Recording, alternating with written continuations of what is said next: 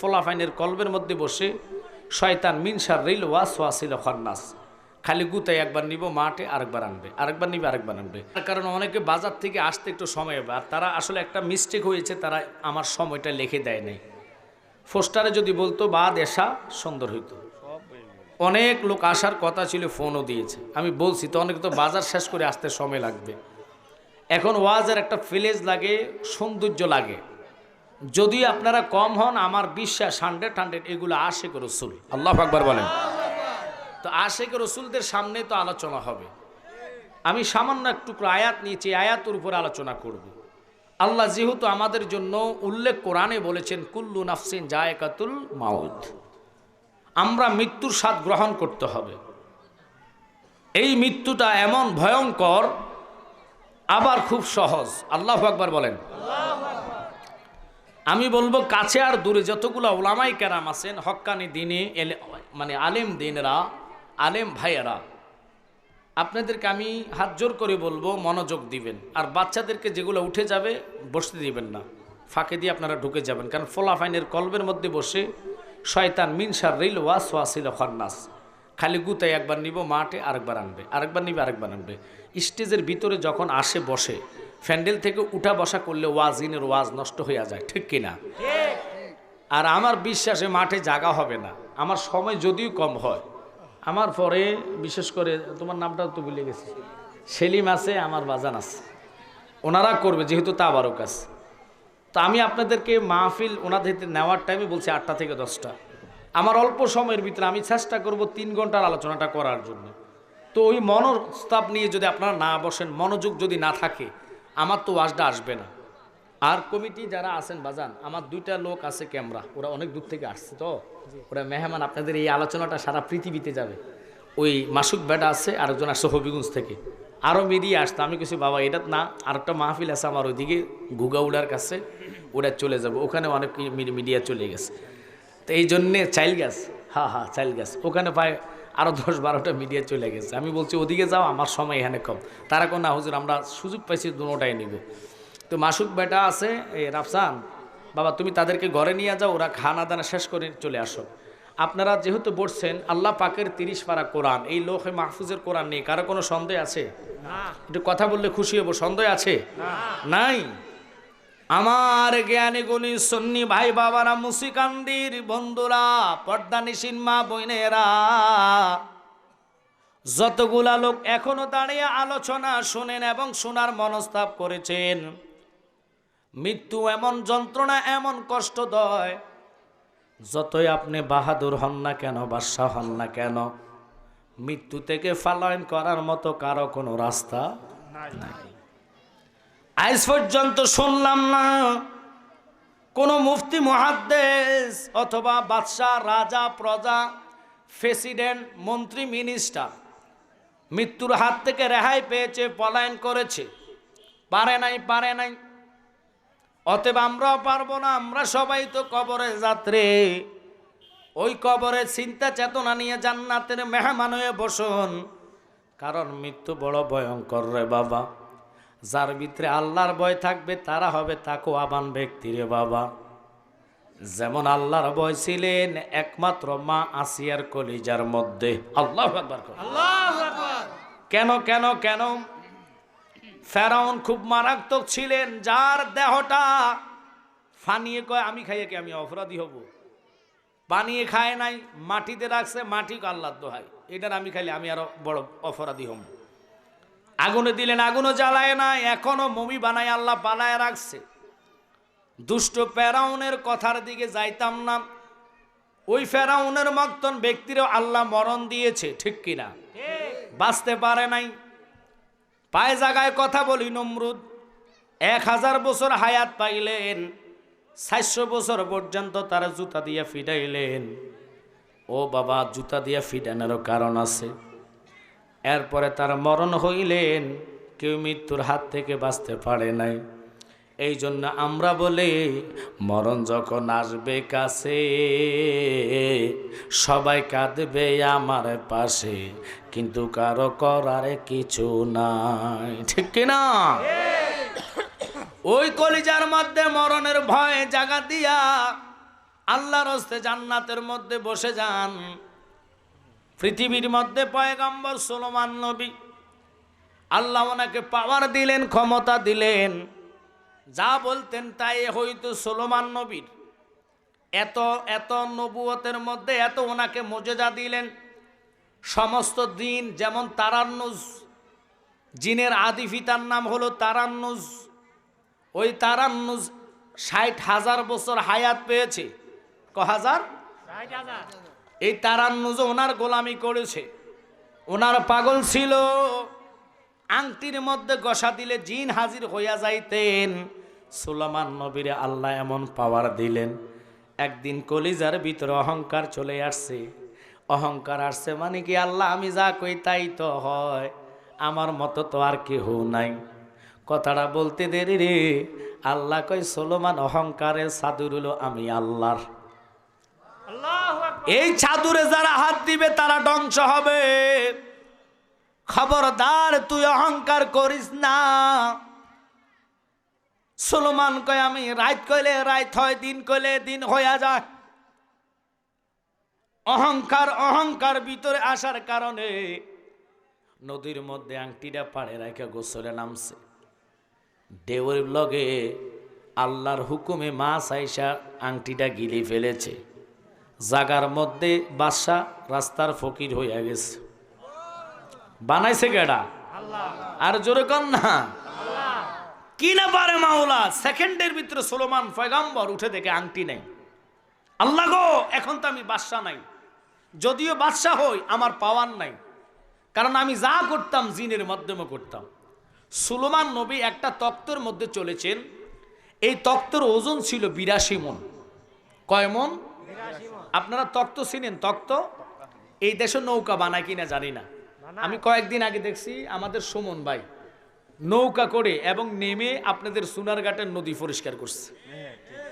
আপনারা পাইছেন কিনা জানি না। এই নদীর মধ্যে আমি যদি আপনারা 200 টাকা দিম না, আপনার কিছু পাগল হয়েছেন, এটির মধ্যে সব গু আর পায়খানা।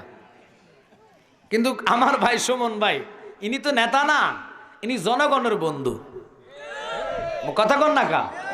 ব্যারিস্টার সুমন ভাই আজকের মাহফিলের যিনি প্রধান মেহমান, ওই ভাই গু হাতে নিয়েও কাগজ ফালাইছে, পরিষ্কার করছে। কেন রে ভাই? এটাই তো মানুষ, মানুষের জন্য। কথা বলেন না কেন? কথাটা অতি দুঃখের সহিত বলতেছি। উনি তো বলতে পারতো আমি এমপি হয়েছি, আমি এই ফসা নদীর মধ্যে নামবো না। এখানে যত রকমের আবর্জনা, সোনারঘাটের মনে করেন মানুষের ফুরান তেনা, পায়খানার তেনা, গুয়ের তেনা, নাহের তেনা, যা আছে সব এটা ফালাইছে, ঠিক কিনা? বাইক না মরা নদী জিন্দা করব, আল্লাহ চাইলে কিনা হয়। সুলেমান অহংকার মনে মনে আনলেন। অহংকার আনার কারণে আল্লাহ জাগার মধ্যে রাস্তার ফকির বানায়া দিলেন। যে সুলেমান তক্তাটার মধ্যে উঠতে অনেক সময় লাগলেন।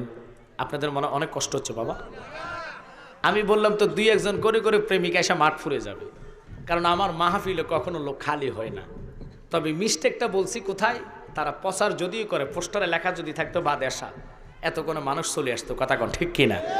কারণ সোনারঘাট, মুসিগান্ধী, আমরোড, বিশেষ করে আদমপুর, এই যতগুলা গাতাবালা টাতাবালা যা আছে বলেন, সবগুলোই নালমুখ সহকারে আমাদের বক্ত, ঠিক কিনা?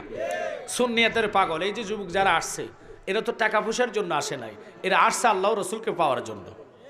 তো এই জন্য হাত জোর করে বলবো বাবা, রাস্তায় না দাঁড়িয়ে জান্নাতের মেহমান হয়ে নিজের আমলটা বাড়িত্ব করার জন্য সুযোগ করে দেন।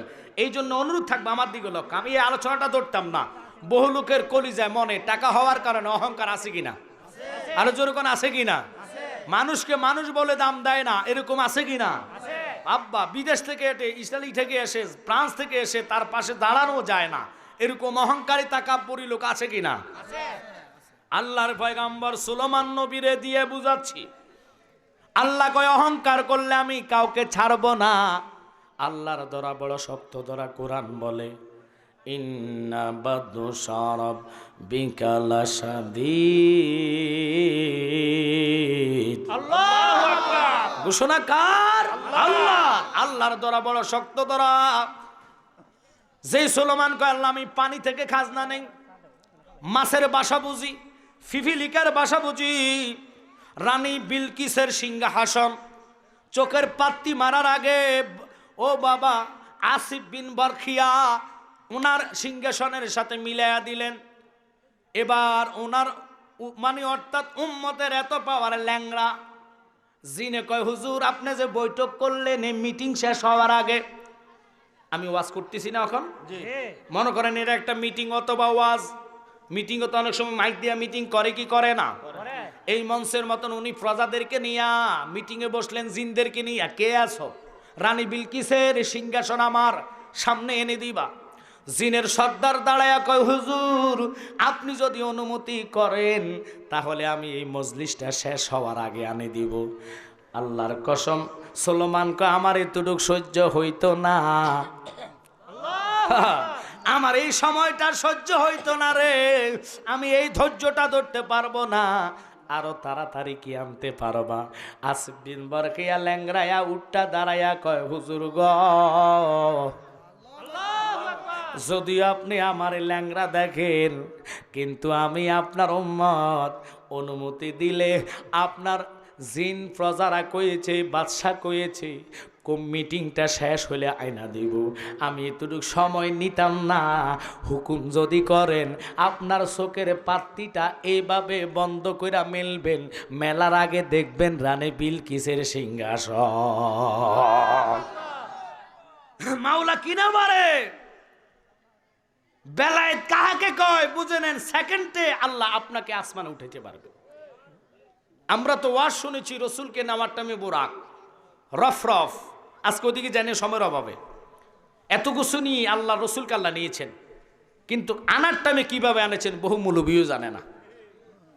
নবীজিরে রাইখে আসে আরশো মহল্লা, নামানোর খবর নাই, কথা কন্যা করে আরশো মহল্লা তুই চলে এরপরে নামানোর ওয়াজ নাই, আসেনি আসেনি, সময় পাইলে বলবো, তবে আগে এটা বলে অহংকার কোথায় নামায়।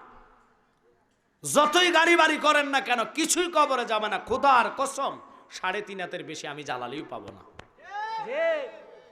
ওই ঘর যে ঘর দেখতেছেন দিনে 5 বার সেজদা দিচ্ছেন আল্লাহকে, কথা কন্যাকারী।